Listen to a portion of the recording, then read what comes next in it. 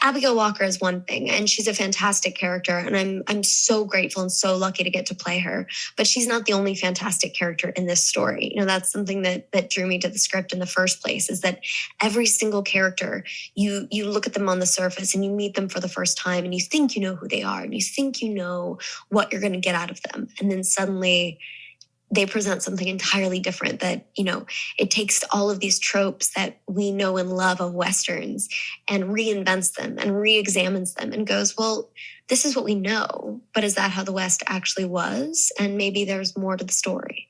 Is it complicated? Is it challenging on set to do? I mean, what are they asking you to do? What things can you tell me that you've done? Like in this pilot, you're obviously riding horses. Yes, I'm riding horses, there's shotguns, there's a 20-pound dress, there's a corset, there's, you know, and, you know, the heavy emotional trauma of having your, you know, as we see from the trailer, having your husband murdered in the first, you know, X amount of minutes of the pilot. That's what happens? Yeah. Well, you see that, you know, as you get to see the trailer, Abigail Walker has set off with her husband into what she's assuming is going to be a fresh start and a new life out west. She's from Boston, and she and her husband have decided to take this journey. He's, you know, meant to be the sheriff, and she is going to help him start this new life. But her entire, within the first X number of minutes of the show, her entire life, her entire world is torn apart.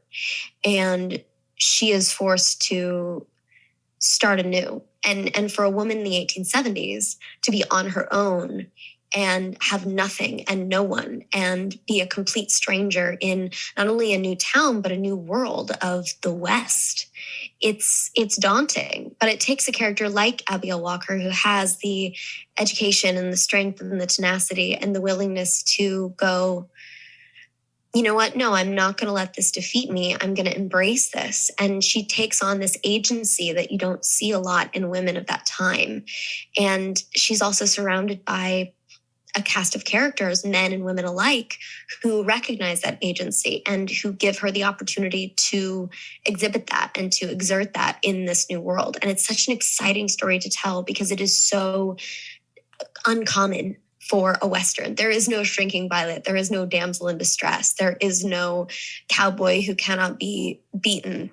There is no character that is truly good. There is no character that is truly bad. There's all shades of gray. And that's the most exciting thing, is that no one comes out of the West unscathed. Is there some dark shit?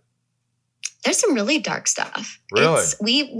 We don't shy away from it. I mean, and that's what you get when you get, you know, a writer like Seamus and you get a director like Larry, and you get this world where, I mean, we saw it with the pilot of Walker. You know, you saw what Jared's character went through in the pilot of that show within the first 15 minutes.